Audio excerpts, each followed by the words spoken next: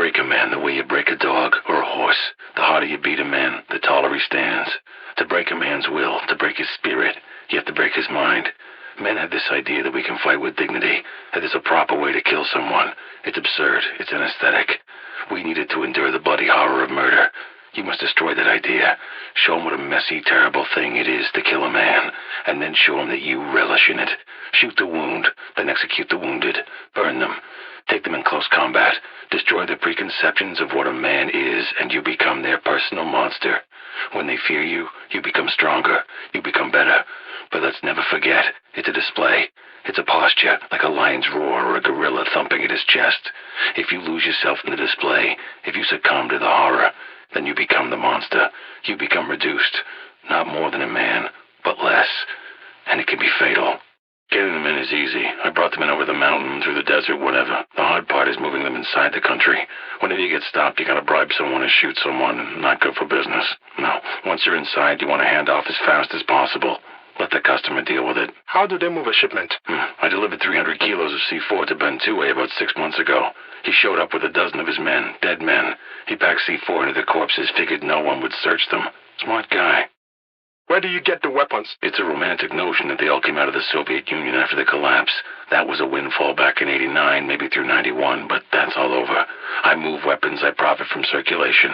You get a ceasefire in Liberia, both sides disarm. You think they slag 2,000 tons of guns? No. They sell them to me. I resell them wherever the next war is starting. Those same Soviet guns from 1989? Well, that's about half. The rest mostly come from old European armies. After they abandoned their colonies in the 60s and 70s, French guns, Dutch, Belgian. So some of these guns are very old. They've been sold, bought, and sold repeatedly. They're not biodegradable. Only the dead are biodegradable. Why arms? Why not car parts, radios? What's the difference? Same job, really. You get up, you get on the phone, you meet your clients, you discuss a fair price. You make a delivery and receive payment. Sounds boring, but it's not. It's just simple. I'm doing what men have been doing for thousands of years, trading one thing for another.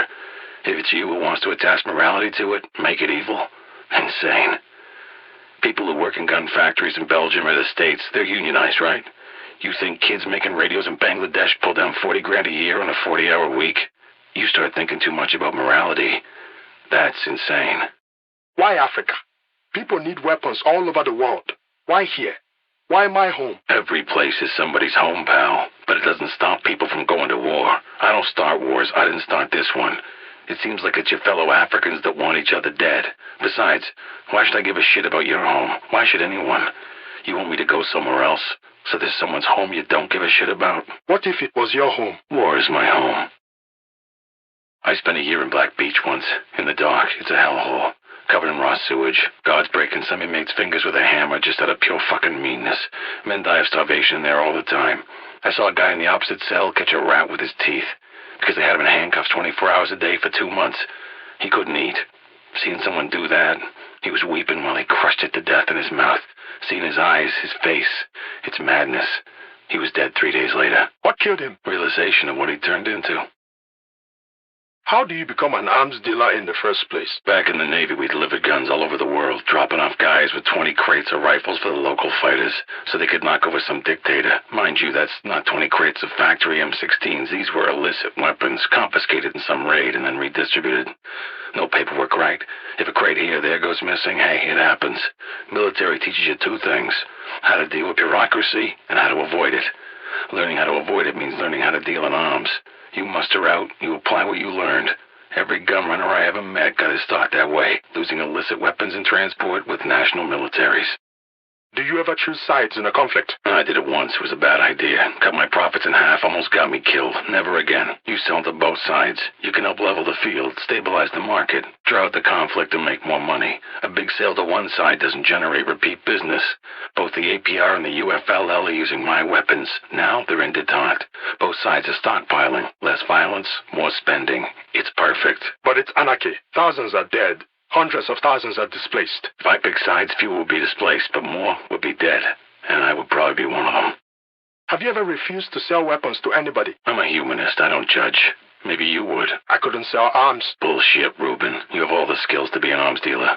Better one than me, even. You're smart. You're creative. You're a salesman. You sold me on doing these dumb interviews.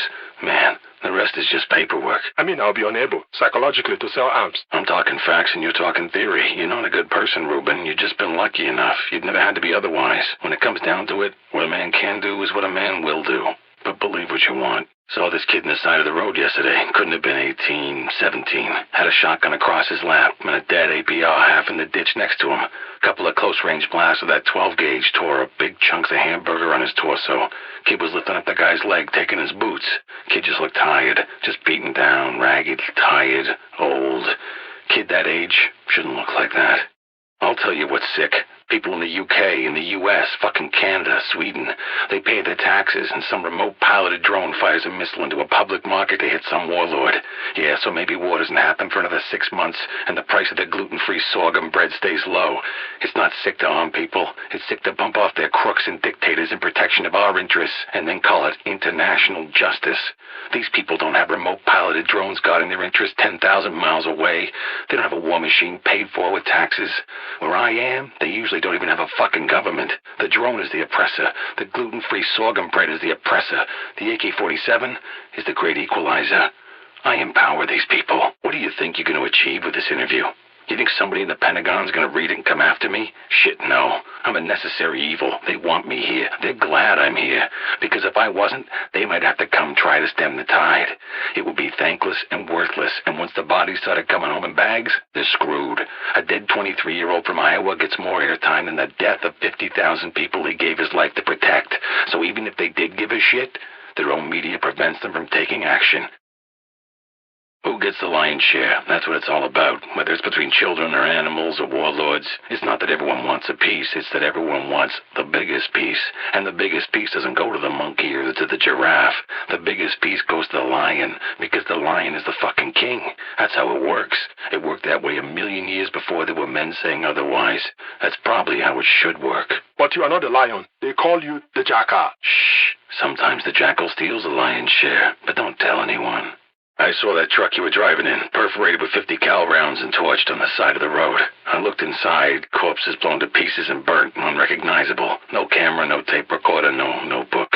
So I don't know, maybe you're dead, maybe not. Maybe you'll find these stupid tapes and do whatever the hell you wanted to do with them. Or maybe the interview's over. Wasted words, wasted life.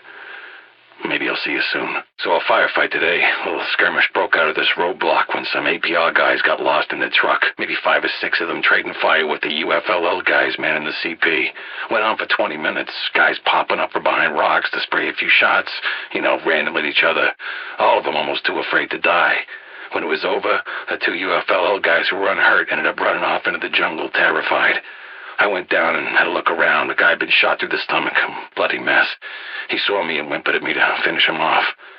Funny how guys get shot because they're too afraid to die, and they're lying there dying, and they're too afraid to live. Idiots.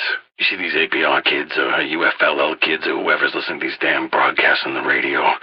Bantue, Tambosa, I can't even remember who, because what's the difference? Glassy-eyed little shit shouting out in support of whatever propaganda, lies, bullshit's being spouted at them. It's absurd. These guys are already dead. They're blowing each other away for someone else. Tambosa, Bantue, UFLL, APR. There's no popular resistance, no liberty or labor. There's no ideology at all. There isn't even a desire to win. There's no sense in it. No sense in it at all. What would it matter if we butchered the lot of them? Would it change anything? If you have to kill someone, maybe you have to. Is it somehow better to do it clean with a bullet through the head? Is it somehow worse to chop him up with an axe? And what if you have to kill 10 or 100 or 1,000? What if in doing it you save 1,000 or you spare 10? What if you save yourself? What is the measure of a man or of his murder? By what insane calculus can we answer questions like these? Should we even try?